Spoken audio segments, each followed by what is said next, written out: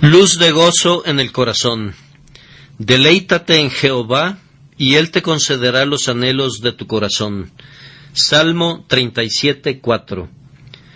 Hay dos enseñanzas en este texto que seguramente son muy sorprendentes para quienes no están familiarizados con la vida de piedad. Para los creyentes sinceros, estas maravillas son hechos reconocidos, pero para el mundo de fuera parecen asuntos muy extraños. Tenemos aquí, primero, la vida de un creyente descrita como un deleite en Dios, y así se nos confirma la gran verdad de Dios, que la religión verdadera rebosa de gozo y felicidad. Las personas impías y los que simplemente profesan de labios para afuera, nunca ven a la religión como algo lleno de gozo. Para ellos es únicamente servicio, deber o necesidad, nunca placer ni deleite. ¿Por qué tienen que ir a la casa del Señor? ¿No es a causa de la costumbre, una costumbre que de buen grado evitarían si pudieran? ¿Por qué siguen las ordenanzas de la Iglesia?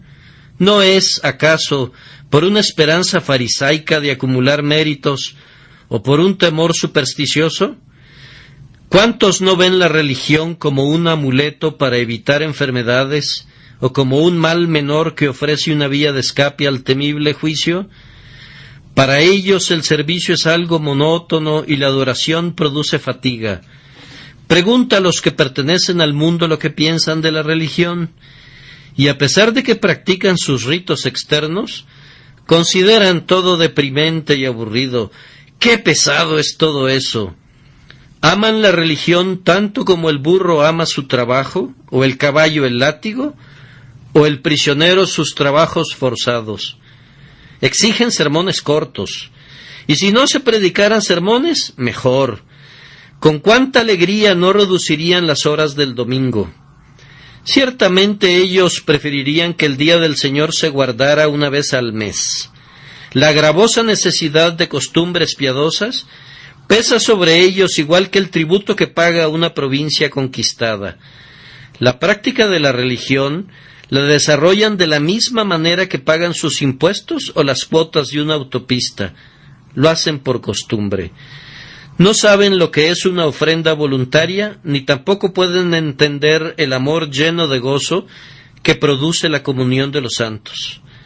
Sirven a Dios de la manera que Caín lo hizo, quien trajo su ofrenda, es cierto, pero la trajo tardíamente.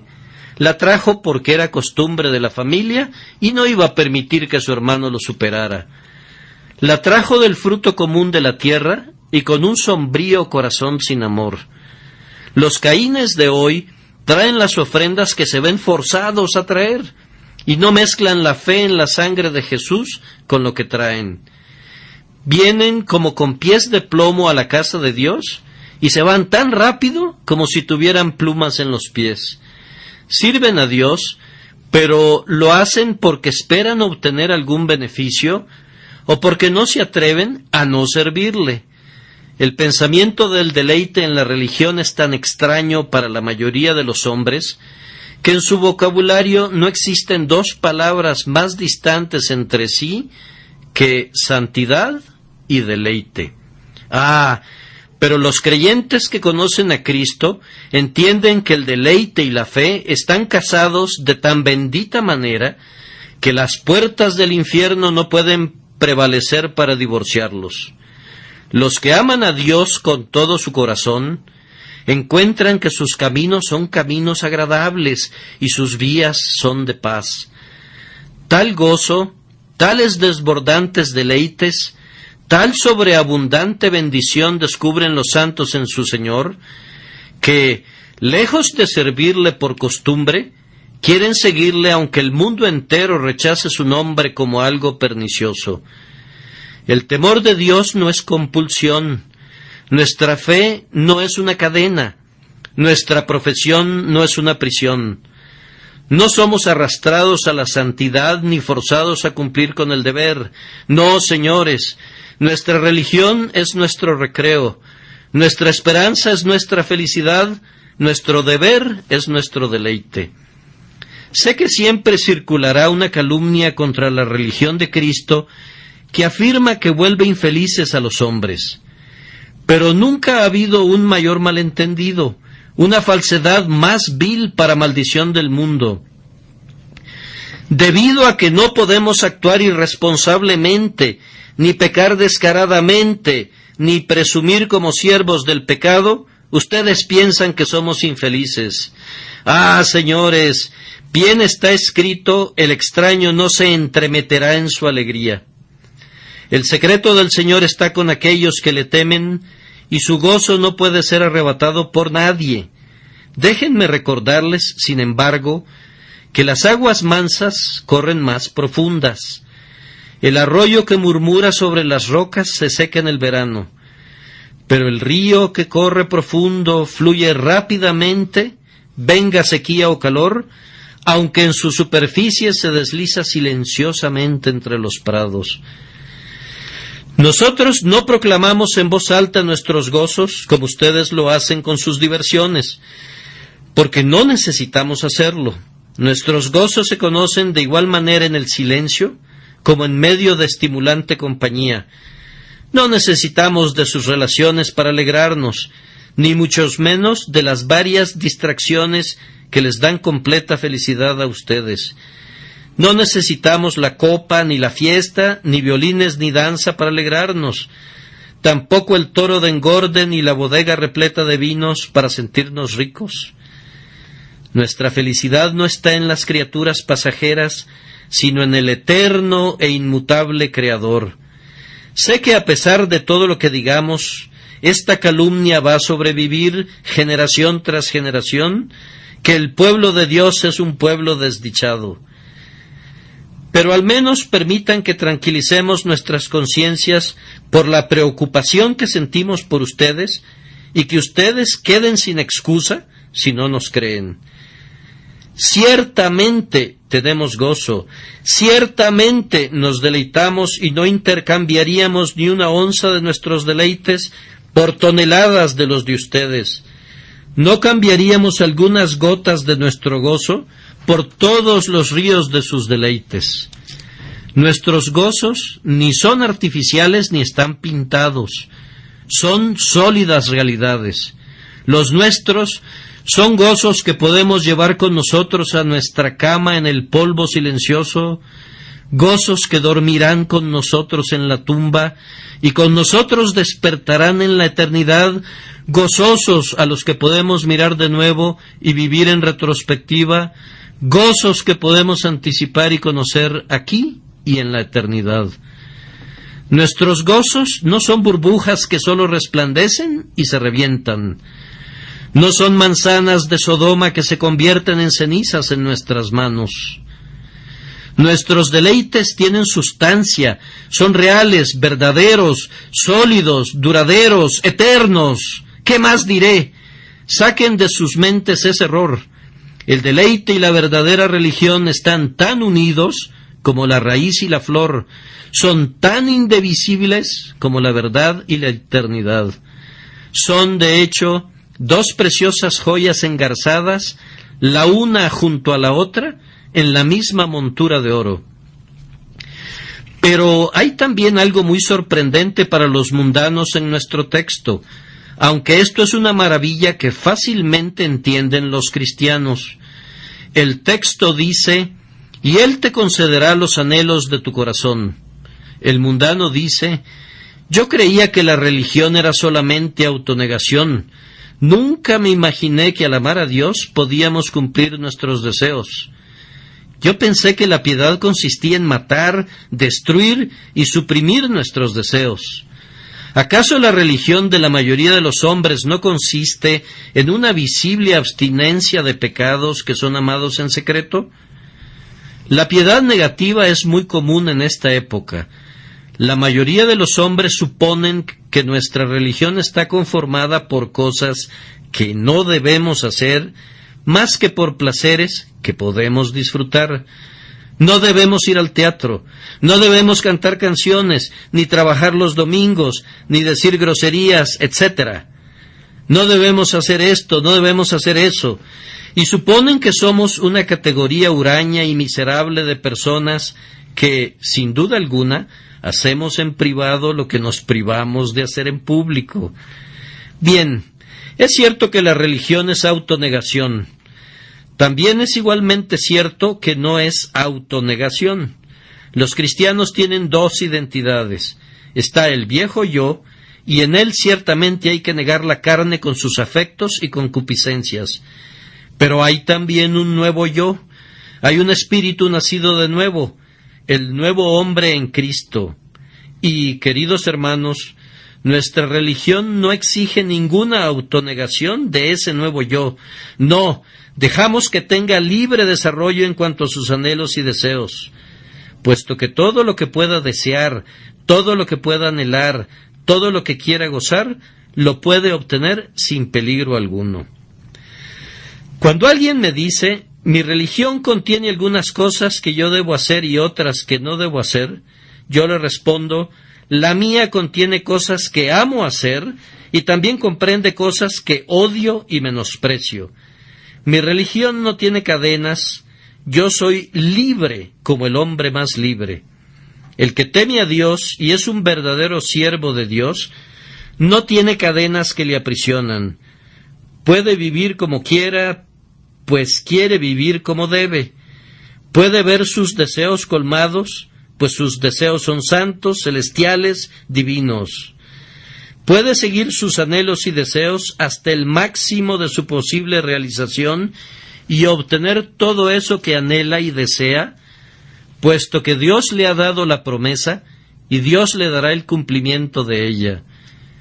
Pero no se queden con la idea que no queremos mover un dedo porque hay avisos de prohibido en nuestro camino. Y no piensen que no vamos por ahí a la derecha o por allá a la izquierda porque no nos atrevemos.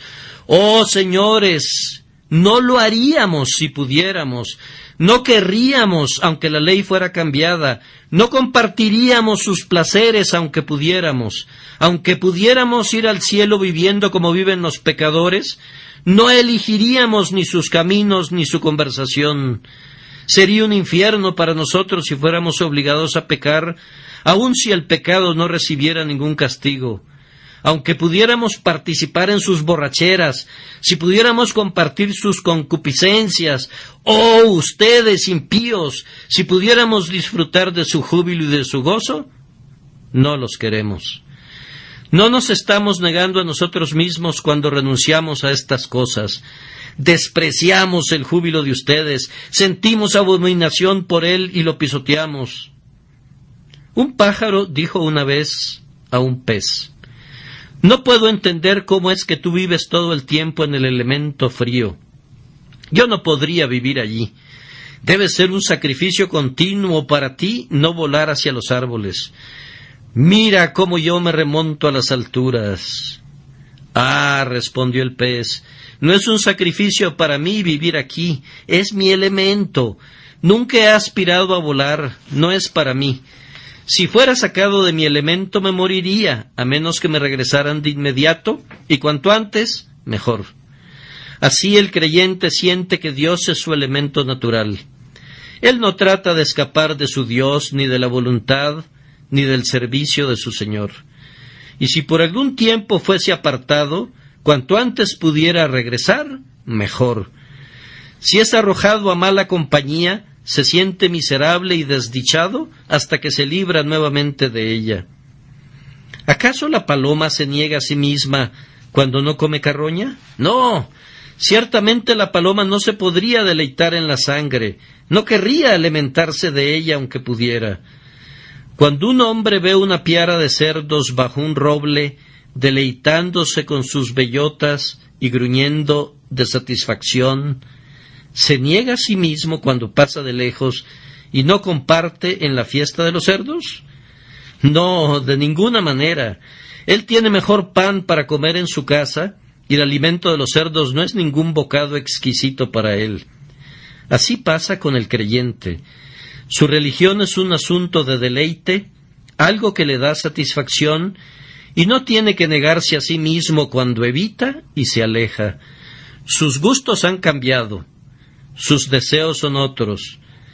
Él se deleita en su Dios y gozoso recibe el anhelo de su corazón. Todo esto nos ha servido a modo de introducción. Ahora vamos al texto mismo. Hay dos cosas muy claras en el texto. La primera es un precepto escrito sobre brillantes joyas. Deleítate en Jehová.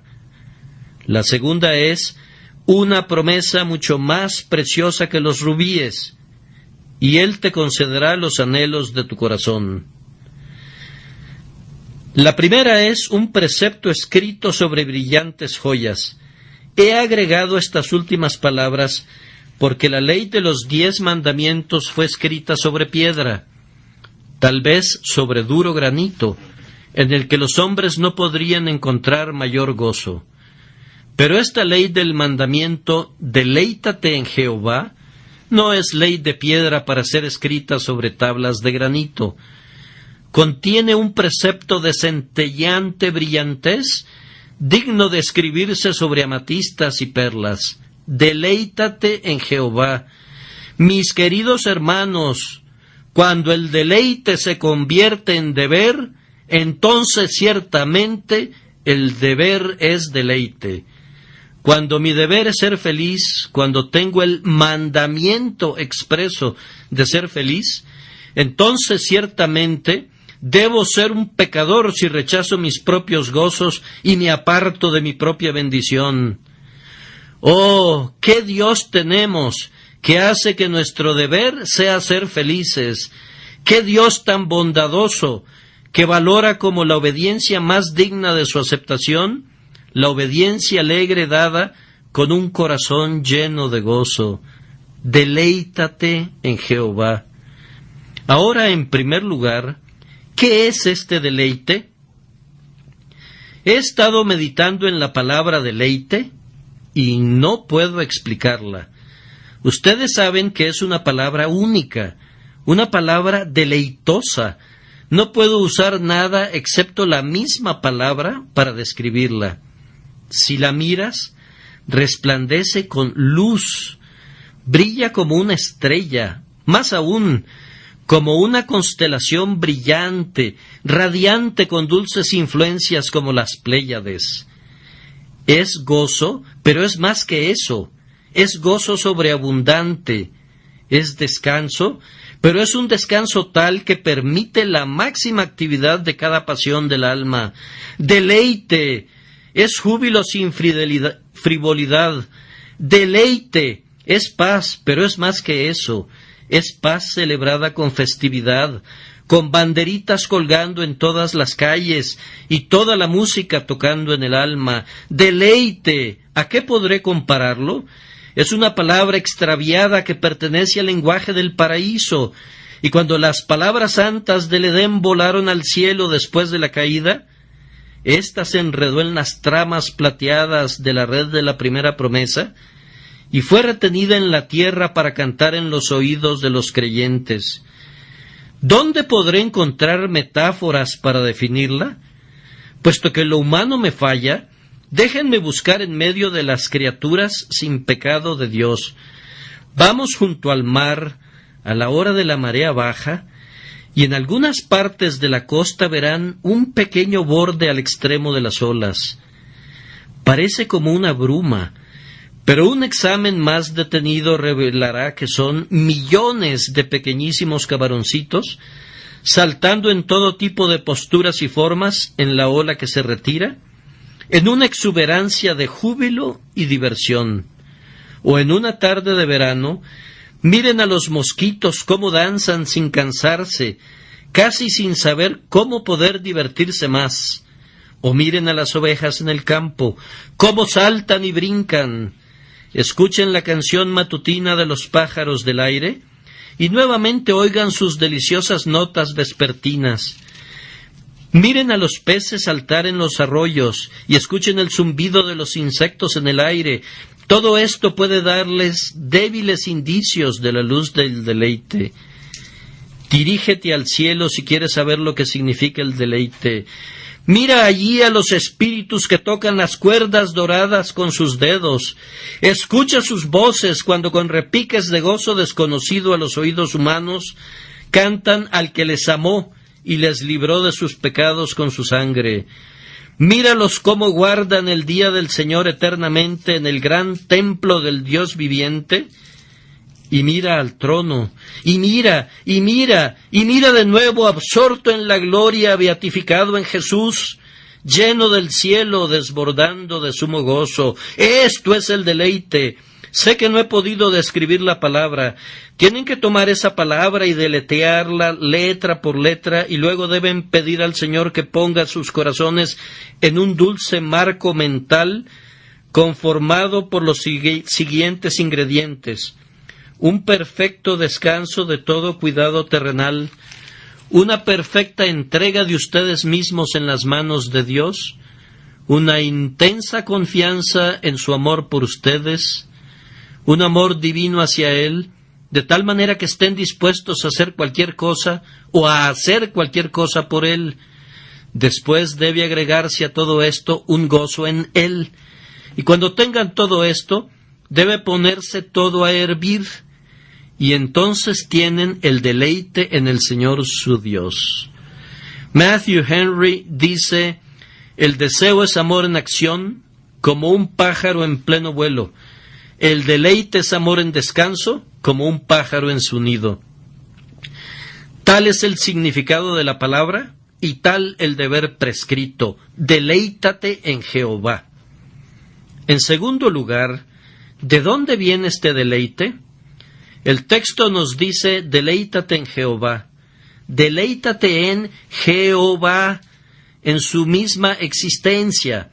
Que haya un Dios es motivo suficiente para hacer que el hombre más infeliz sea feliz si tiene fe. Las naciones se derrumban, las dinastías caen, los reinos se tambalean. ¿Qué importa, puesto que hay un Dios? El padre se ha ido a la tumba, la madre duerme en el polvo, la esposa se ha ido de nuestro lado, los hijos son arrebatados. Pero hay un Dios. Solo esto basta para que sea un manantial de gozo para los verdaderos creyentes para siempre. Deleítense también en su dominio. Jehová reina, regocíjese la tierra, Jehová es rey. Venga lo que venga, Él se sienta en el trono y gobierna bien todas las cosas. El Señor ha preparado su trono en los cielos, y su reino gobierna sobre todo. De pie en la carroza de la providencia, sostiene las riendas y guía a los veloces caballos de conformidad a su voluntad. Dios es exaltado por sobre los montes y por sobre las colinas. Tiene influencia sobre todas las cosas, tanto sobre las cosas magníficas como sobre las minucias. Alégrate mucho, oh hija de Sión, Jehová es Rey eternamente y para siempre. ¡Aleluya! ¡Aleluya! Cada atributo de Dios debe ser un rayo fresco en esta luz de sol llena de deleite. Para nosotros que conocemos nuestra insensatez, que Él sea sabio debe ser motivo de gozo. Para los que temblamos a causa de nuestra debilidad, que Él sea todopoderoso debe ser causa de regocijo. Que Él sea eterno debe ser siempre el tema de nuestra música, cuando nos damos cuenta que somos hierba y nos secamos como la hierba verde.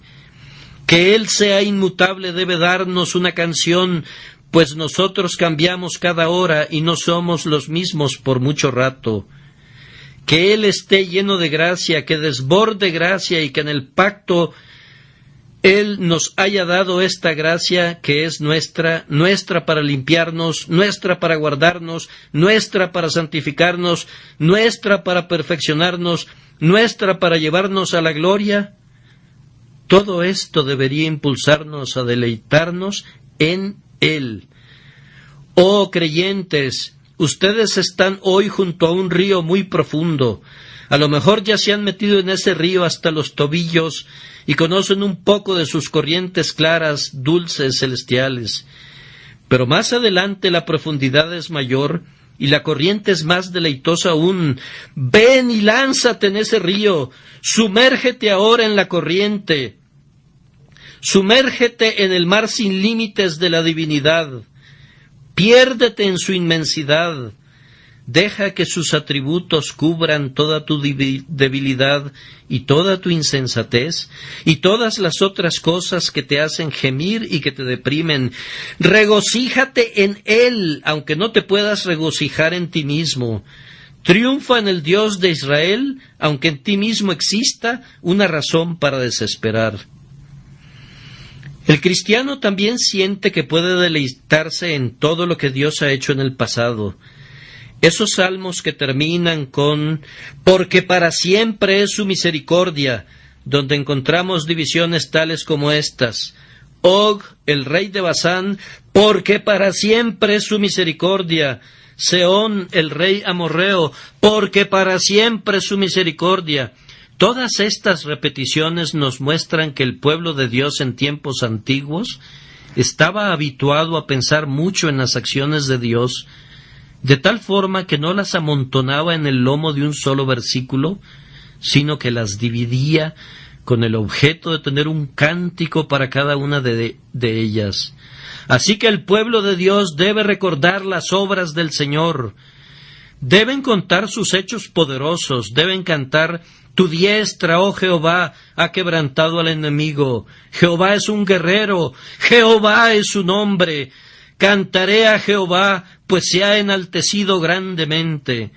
Deben continuar recordando sus obras hasta llegar a las obras de la gracia en sus propios corazones. Y al llegar a este punto, deben cantar con mayor dulzura que antes. No deben dejar de cantar, puesto que las nuevas misericordias fluyen hacia ustedes cada día, y cada día se debe de elevar una alabanza, y cada noche debe ser un testigo de su gracia. Deleítate en Jehová. Si todo eso que ya he mencionado no fuera suficiente, podríamos deleitarnos en todo lo que Dios va a realizar, en todos los triunfos espléndidos que todavía tiene que lograr, en todas las glorias de los últimos días, en los esplendores de su trono, cuando todos los ejércitos de Dios se encuentren por fin, en su triunfo sobre la muerte y el infierno, y en su victoria final sobre el pecado, cuando haga que toda la tierra se llene con su alabanza. Oh, hermanos míos, el tiempo no nos alcanzaría, la eternidad podría no ser suficiente, ciertamente, para hacer una lista de todos los diferentes puntos del santo deleite que los creyentes pueden encontrar en el Señor su Dios, cuando se encuentran en un marco mental espiritual. Deben deleitarse en Dios Padre, en su eterno amor por ustedes cuando no había nada amable en ustedes, en la elección de sus almas, en la justificación de ustedes en Cristo, en dar a su unigénito Hijo para redimirlos del infierno. Deben deleitarse en Jesús, deben decir lo que su brazo ha hecho, qué despojos de la muerte obtuvo, cantar únicamente a su querido nombre: digno es el Cordero. Deben deleitarse en Dios Espíritu Santo, en sus operaciones que dan vida, en sus iluminaciones, en sus consolaciones, en la fortaleza que les da, en la sabiduría que les imparte, en la fidelidad con que les cuida y en la certidumbre que al final les va a perfeccionar para ser dignos de participar de la herencia de los santos en la luz. Y podríamos tomar aquí ramificaciones que llevan a miles de temas. Deleítense en Dios como su Padre, como su amigo, como su ayudador. Deleítense ustedes en Jesucristo como su hermano, como su prometido, como su pastor, como su todo en todo. Deleítense en Cristo en todos sus oficios, como profeta, sacerdote y rey. Triunfen en Él, porque mirra, aloe y casia exhalan todas sus vestiduras. Deleítense en Cristo, en su gloria y en su humillación, en su cruz y en su corona, en su pesebre y en su triunfo eterno, en el que llevó cautiva a la cautividad. Deleítense en el Espíritu Santo, en todos sus varios tratos con las mentes de los hombres. Deleítense en Pentecostés y en los muchos Pentecostés que todavía vendrán. Pero mejor concluimos. ¿Qué más podemos decir? Seguramente podríamos hablar sin parar. Deleítate en Jehová, ese grandioso tema lleno de gozo y sin fronteras, y deleítate en Él para siempre. Ahora surge otra pregunta. ¿Cuándo debe practicarse este deleite? Deleítate en Jehová. Los preceptos que no tienen límite de tiempo son para observancia perpetua. Mi texto no dice deleítate en Jehová ocasionalmente o a veces, sino siempre. Hay dos ocasiones en las que es difícil deleitarse en Dios y por lo tanto voy a mencionarlas.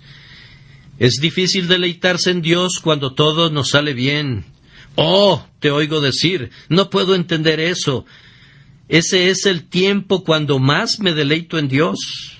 Hermano, me temo que ese es el tiempo en que menos te deleitas en Dios. Bueno, pero cuando estoy rodeado de comodidades, cuando la providencia me sonríe, entonces me puedo deleitar en Dios. ¡Alto ahí! ¿Estás seguro de eso? ¿No es posible que a menudo estás deleitándote en sus misericordias más que en Él, deleitándote en la criatura más que en el Creador? Me temo, hermanos míos, que los tiempos de mayor tentación son los días en que el sol brilla para nosotros. Muy bien podemos orar en todo tiempo de riqueza, líbranos, Señor. Nos parecemos un poco a la esposa insensata que, cuando recibe de su esposo joyas y anillos, se inclina a amar las joyas más que a su esposo. Hemos conocido a muchos creyentes que han recibido gracias y misericordias y han tenido grandes privilegios y han venido a gloriarse más en las misericordias y en los privilegios que en su Dios. Cuando la bodega de vino se encuentra repleta, es difícil amar a Dios más que a los viñedos.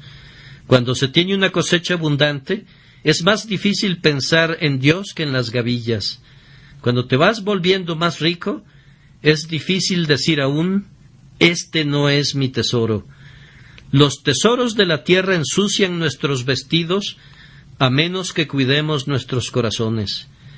Nuestra alma se pega al polvo y el polvo no es propicio para la devoción. Oh, presta atención, creyente rico, y deleítate en Dios, no en tus ranchos, ni en tus terrenos, en tus jardines, ni en tus casas, tus departamentos, ni tus bienes raíces.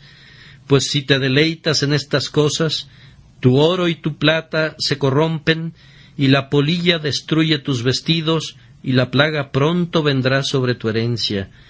Di, estas cosas no son mi porción. Jehová es mi porción, ha dicho mi alma.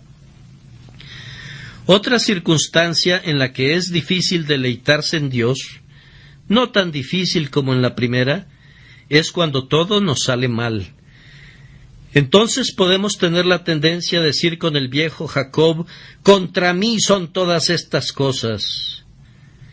Cuán noble oportunidad Job dejó escapar cuando vino siervo tras siervo a decirle que todo se había perdido, cuando estaba sentado en medio de las cenizas y tomaba un pedazo de tiesto para rascarse con él. Si se hubiera puesto de pie y hubiera dicho, ciertamente me has alegrado, oh Jehová, con tus hechos, grito de gozo por las palabras de tus manos, qué triunfo de fe hubiera conseguido. Si hubiera podido ser ese tipo de hombre de fe para con Dios, Job habría sido el carácter más espléndido que tendríamos en todas las santas escrituras. En realidad fue muy lejos cuando dijo, he aquí, aunque él me mate, en él he de esperar. Vemos allí hablando a un hombre a quien Dios había hecho poderoso, pero si hubiera podido deleitarse más en Dios cuando estaba cubierto de llagas y las ampollas se le reventaban, eso hubiera sido casi sobrehumano.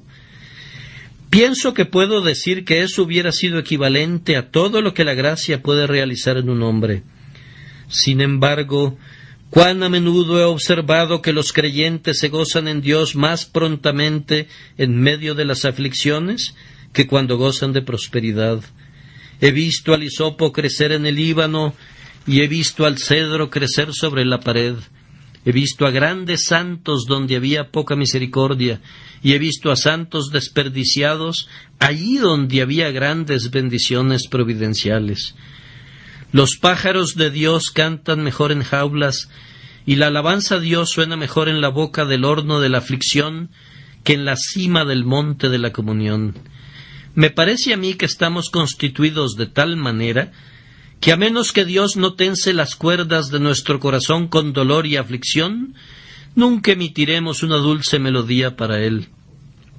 Es difícil, es muy difícil que un hombre diga, cuando todo sostén terrenal ya ha cedido, que aunque la higuera no florezca ni en las vides haya fruto, aunque falle el producto del olivo y los campos no produzcan alimento, aunque se acaben las ovejas del redil y no haya vacas en los establos, con todo eso que diga, yo me alegraré en Jehová y me gozaré en el Dios de mi salvación. Sin embargo, por gracia, en todo momento debemos deleitarnos en Dios. Pero escucho una voz que dice, ¿pero cuándo debe sentirse miserable el cristiano? Nunca, hermano, nunca. Pero ni siquiera algunas veces. No, si cumple con su deber, no. Pero ¿no debe un santo ser abatido algunas veces? Los santos se abaten, pero no deberían estarlo. Bueno, pero muchos de los santos de Dios están llenos de dudas y temores. Sé que es así, y es lamentable que suceda. Pero algunos de los hijos de Dios guardan luto toda su vida, por su propia culpa, pues el Señor no les ha pedido eso. Las Escrituras nos enseñan, regocijaos en el Señor siempre, dice el apóstol. Otra vez os lo digo, regocijaos. Pero ¿acaso no hay momentos en los que nos podemos entregar a nuestra vena melancólica y cultivar la tristeza? Bueno, si lo haces así, verás que pronto crece. Dios a menudo trata a sus hijos como sé que algunos padres lo hacen con sus hijos. Si sus hijos oran pidiendo aflicciones, las tendrán hasta que comiencen a pedir con 10 veces más ganas que los libre de ellas. Si el pueblo de Dios no clama por nada, pronto tendrán algo por lo cual clamar. Si quieren agregar miseria a su vida, pronto verán muchas miserias sumadas a las suyas.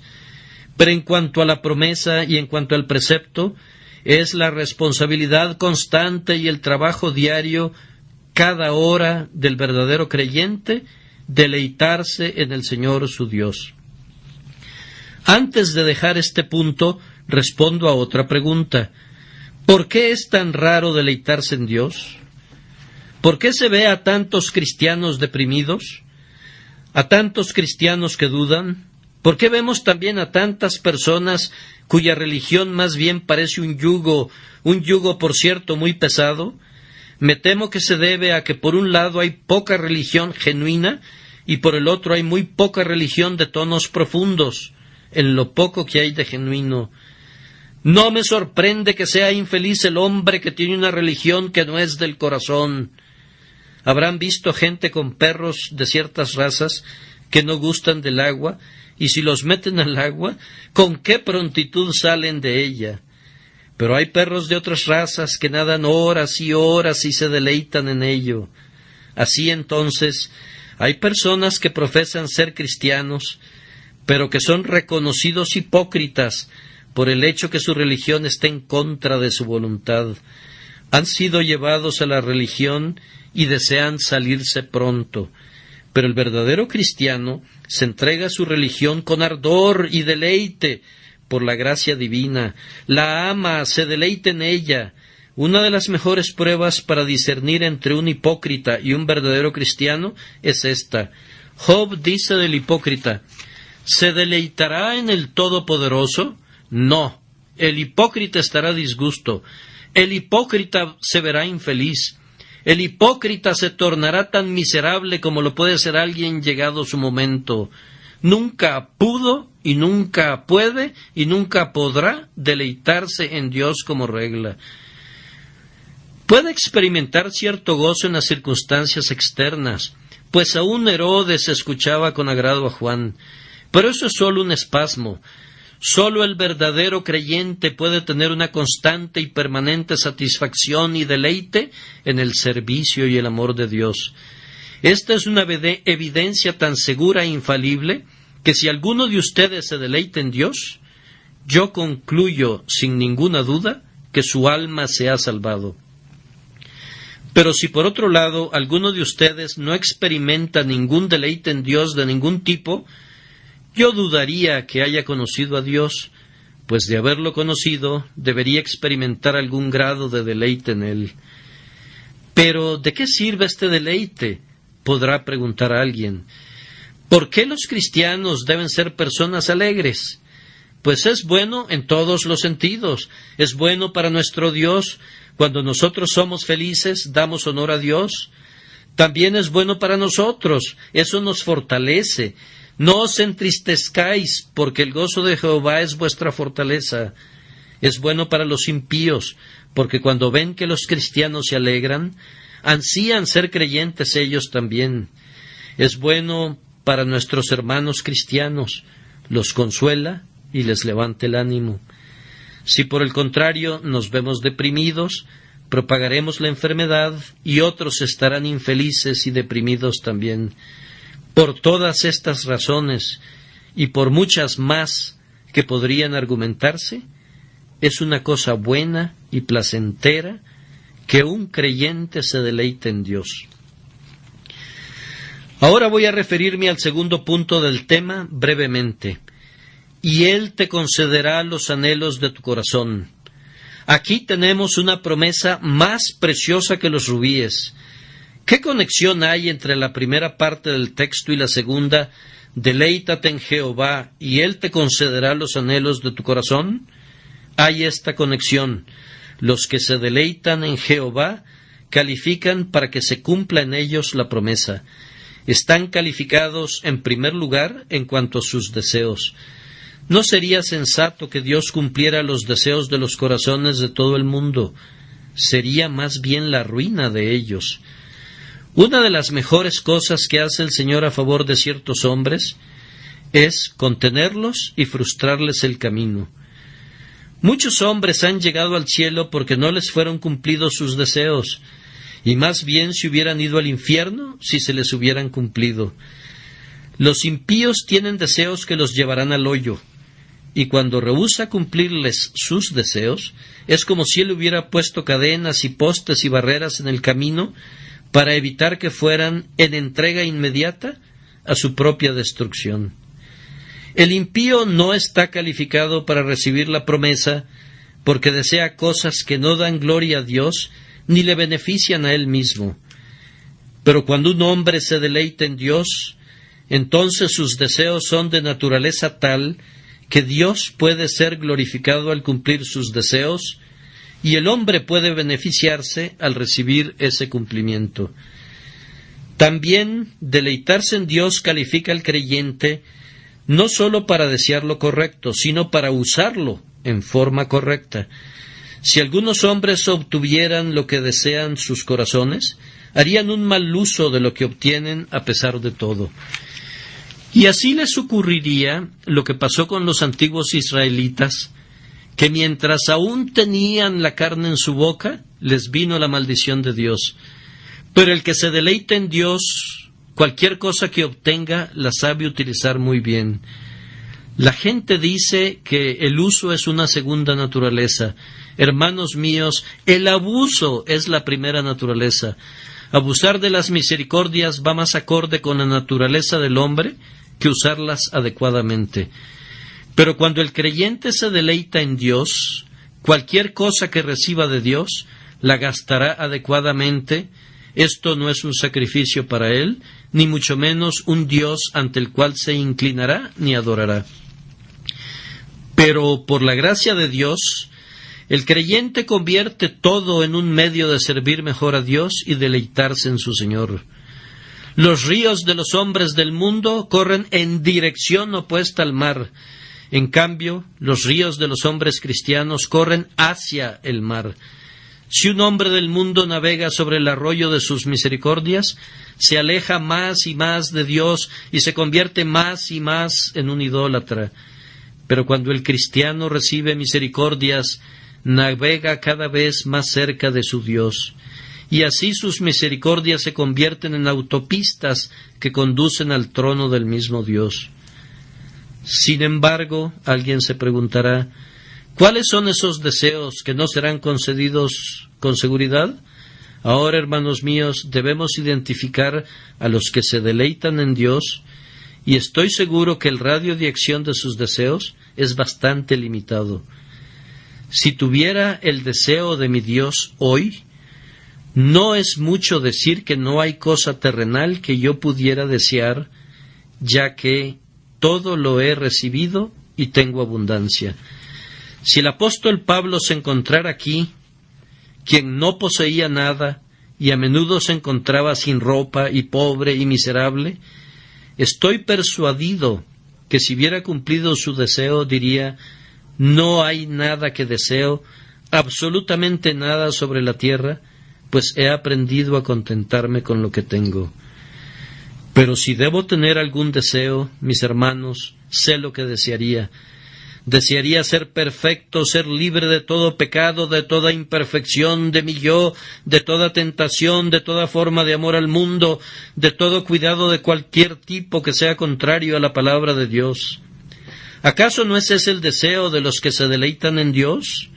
¿Acaso no exclamarían ustedes, si un ángel se pusiera frente a ustedes en el lugar en que se encuentren, acaso no dirían: si me permites, quiero ser perfectamente libre hasta del nombre del pecado y de la naturaleza del pecado y de su culpa y de su poder?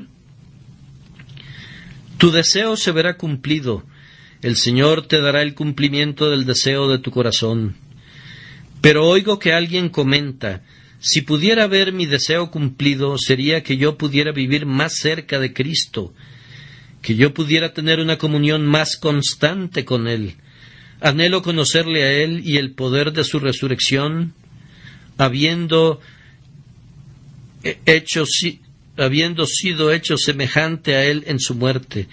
Hermano mío, me uno a tu deseo. Estoy seguro que si te ofrecieran 10 reinos por un lado y esta comunión con Cristo por el otro, ¿me equivoco acaso cuando digo que prefieres tener comunión con Cristo a todos esos reinos? Pues bien, el Señor te concederá los anhelos de tu corazón. Solamente deleítate en Jehová.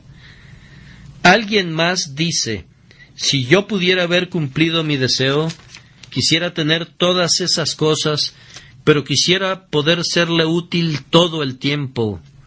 ¡Ah, ser útil! ¿Cuántos hombres no viven como la rana de Belzoni en las pirámides de Egipto, que estuvo allí durante 2000 años? ¿Y qué hizo todo ese tiempo sino dormir a ratos y a ratos estar despierta? De la misma manera algunos hombres viven sin hacer nada. Muchos de ustedes dirán: si mi deseo fuera concedido, me gustaría ser útil. Ganar coronas para Cristo, salvar almas para Él, traer al redil ovejas perdidas. Hermanos y hermanas, deleítense en el Señor y Él les concederá sus anhelos. Tal vez no exactamente de la forma que ustedes lo expresarían. Tal vez no puedan servir en la esfera en que ustedes aspiran, pero sin duda serán de utilidad de la manera que Dios quiere y en la medida que Él quiere. Sin embargo, debo agregar una cosa. Tengo un deseo que, si lo pudiera compartir, sabiendo que me será concedido, sería este: anhelo que todos ustedes se conviertan, madres y padres. ¿Acaso no dicen ustedes: el anhelo de mi corazón es que mis hijos se salven? ¿No tengo mayor gozo que que mis hijos caminen en la verdad de Dios? Y yo, como ministro, les digo: mi más ferviente deseo, mi más caro anhelo, el deseo más elevado que conozco, el que mi alma siente con mayor intensidad y que espera alcanzar con más ganas, una meta grande y altruista, es que pueda presentar a cada uno de ustedes perfecto ante Dios al final. No sólo para ser inocente de su sangre, lo que en sí mismo es grande, sino para tenerlos junto a mí cuando diga: aquí estoy, Señor, y a los hijos que me diste para Cristo. Oh, a ustedes, miembros de esta iglesia, les pido que oren para que su ministro se deleite en Dios, para que así le conceda el anhelo de su corazón. Y les pido que ustedes también se deleiten en Dios, para que cuando vengan a Dios en oración y oren por esta congregación, puedan tener seguridad que Él les concederá los anhelos de su corazón porque se han deleitado en Él. Cuando Martín Lutero caminaba por las calles, los que le veían susurraban: «Ahí viene un hombre que obtiene todo lo que le pide a Dios». Se preguntarán, ¿por qué? Simplemente porque Lutero se deleitaba en Dios. Si tuviéramos hombres de esa talla en esta congregación y en esta iglesia, que aman al Señor y se deleitan en Él, ¿qué efecto no tendrían sus oraciones? Estos son los hombres que poseen las llaves del cielo y de la muerte y del infierno. Todos estos son los hombres que pueden abrir el cielo o cerrarlo, hacer que llueva o que no llueva. La Iglesia de Roma pretende que ella tiene las llaves, pero la Iglesia de Cristo tiene las llaves sin pretender tenerlas, y estas llaves cuelgan del cinturón de los hombres que se deleitan en Dios. Mediante sus oraciones, ustedes pueden conseguir tales lluvias del Espíritu sobre la Iglesia cristiana, que el desierto se regocijará y florecerá como una rosa, y si dejan de deleitarse en Dios, pueden cerrar al cielo mismo de tal manera que no descienda la lluvia y la iglesia entera se vuelve estéril y otra vez sin frutos. Recapitulando, fíjense bien en esto. Esto es lo único en lo que se puede deleitar un hombre y ver cumplidos sus deseos. Hay un hombre que se deleita en el dinero, pero no obtiene su deseo. Obtiene su dinero, pero nunca alcanza la satisfacción que esperaba. Hace unos pocos días leíamos en el periódico acerca de alguien que tenía un éxito notable en su profesión, pero que recientemente había intentado suicidarse bajo la preocupación que iba a perder todo a causa de la guerra en Estados Unidos. Recordamos también en esta gran ciudad, Londres, a uno de los más grandes comerciantes que cuando murió tenía una fortuna mayor a 3 millones de libras esterlinas. En esa cantidad fueron valuadas sus propiedades. Quien en la última etapa de su vida se había acostumbrado a recibir el mismo salario que su jardinero y estaba convencido que debía de morir en un asilo. Había recibido todo lo que un hombre puede desear y dinero en abundancia, pero no vio cumplido el deseo de su corazón. Se había deleitado en su oro, pero no recibió el deseo de su corazón. Así hemos conocido a hombres que se han deleitado en la fama, y cuando lo han tenido, habrían hecho cualquier cosa para liberarse de ella. Han sido grandes estadistas o valerosos guerreros, y han alcanzado gran renombre, pero habiendo obtenido toda la fama y llegado a su pináculo, no encontraron lo que ellos esperaban y han dicho: hubiera preferido vivir en la oscuridad, porque tal vez así hubiera encontrado alguna satisfacción. Y miren a muchos entre ustedes mismos. Cuando eran aprendices, el deseo de su corazón era llegar a ser maestros en su profesión.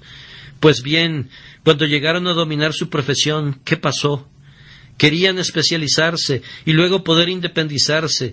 Bueno, lo hicieron y prosperaron. ¿Han visto cumplido el deseo de su corazón? Oh, no, ese se ha adelantado un poco más. Ahora esperan hasta poder educar a su gran familia y después, cuando sus hijos se hayan independizado, buscarán una residencia en los suburbios donde se puedan retirar y pasar cómodamente el resto de sus días. Y algunos de ustedes poseen su casa de campo y han concluido sus actividades productivas. ¿Se les ha concedido el anhelo de su corazón? Bien, pues no es así. Hay algo todavía que desean. Ah, sí, obtener el deseo del corazón de un hombre es como perseguir a un fantasma. Está aquí y allí y en todas partes. En un momento está sobre una colina y al ratito está allá abajo en el valle. Salta sobre él, pero ahora ya está sobre la siguiente colina allá y en la que sigue, y tu búsqueda es inútil. En este mundo la satisfacción es como el diamante que el necio ve colocado al pie del arco iris. Corre para tomarlo, pero conforme avanza el arco iris se aleja para mantener siempre la misma distancia y nunca puede encontrar lo que esperaba. Si quieres tener el deseo de tu corazón, deleítate en tu Dios, dale tu amor, dale tu corazón, lánzate a lo profundo del arroyo y tendrás todo lo que pudieras desear. El deseo de tu corazón en todo su alcance te será concedido. ¿Hay alguien entre mis oyentes que no se puede deleitar en Dios? No puede, no puede. ¿No puedes? Tú dices, ¿cómo me puedo deleitar en Dios? Él está enojado conmigo. Tienes razón, no puedes. ¿Cómo puede deleitarse en Dios aquel cuyos pecados no han sido perdonados, sobre quien permanece en todo momento la ira de Dios? ¿Puede un hombre deleitarse ante un león rugiente o ante una osa en el campo a la que le han quitado sus crías? ¿Puede un hombre deleitarse en un fuego que consume? ¿Puede un hombre deleitarse ante la espada desnuda que busca traspasar su corazón? Dios es todo eso para ti mientras estés fuera de su gracia. ¿Cómo puedes entonces deleitarte en Dios? Hay un paso que es necesario. Cree en el Señor Jesucristo y entonces te deleitarás en el Señor. Esto es, confía en que serás salvado por Cristo.